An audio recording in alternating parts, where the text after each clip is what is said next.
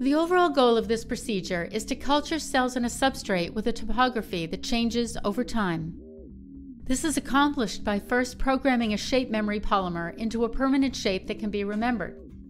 The shape memory polymer is then programmed into a temporary shape onto which cells are later plated. The final step of the procedure is to trigger the shape memory polymer to return to its permanent shape by increasing the temperature.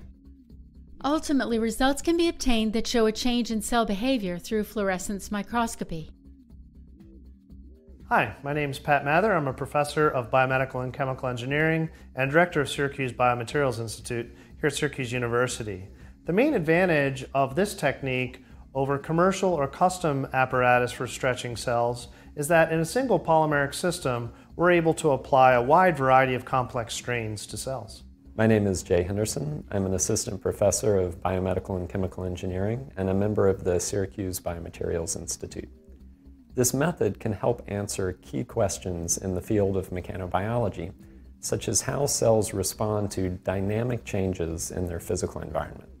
My name is Kevin Davis, and I'm a PhD student at Syracuse University in the Department of Biomedical Engineering and Chemical Engineering.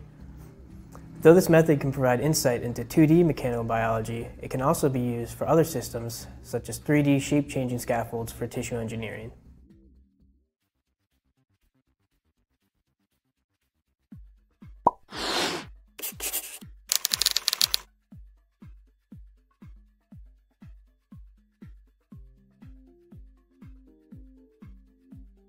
Prior to the start of this procedure, prepare a custom curing chamber using a glass slide, a 1 mm thick Teflon spacer, and an aluminum plate.